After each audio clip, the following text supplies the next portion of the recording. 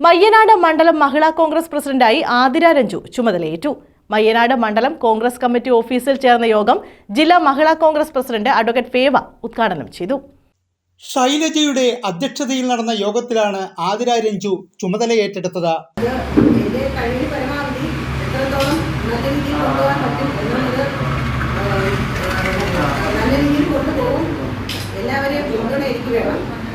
എല്ലാ മഹിളകളും ഒരുമിച്ചിരുന്നാൽ മാത്രമേ മഹിളാ കോൺഗ്രസ് ഉയർത്തിക്കൊണ്ടുവരാൻ പറ്റത്തുള്ളൂ.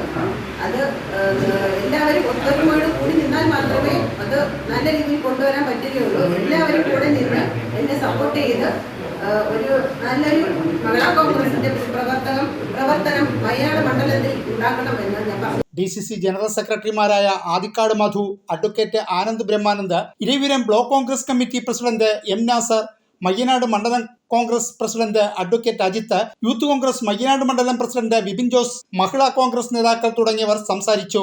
മഹിളാ കോൺഗ്രസ് പ്രസിഡന്റ് ആതിര രഞ്ജു നന്ദി പറഞ്ഞു. വലിയ ഒരു ഉത്തരവാദിത്തമാണ് പാർട്ടി ആതിര രഞ്ജുവിനെ അതിന് യാതൊരു സംശയമില്ല. കാരണം നമ്മളൊരു വലിയ തെരഞ്ഞെടുപ്പിനെ ഈ 2025 നേരിടാൻ പോവുകയാണ്. തദ്ദേശ സ്വയംഭരണ തിരഞ്ഞെടുപ്പാണ്. ആ തദ്ദേശ സ്വയംഭരണ തിരഞ്ഞെടുപ്പിൽ 50% സ്ത്രീ സ്ഥാനാർത്ഥികൾ മത്സരിക്കുകയും വിജയിച്ച് നമ്മുടെ ഭരണ കേന്ദ്രങ്ങളിലേക്ക് തിരഞ്ഞെടുക്കപ്പെടുകയും ചെയ്യുന്ന ഒരു വലിയ പോരാട്ടത്തിനെയാണ് നമ്മൾ നേരിടാൻ പോകുന്നത്.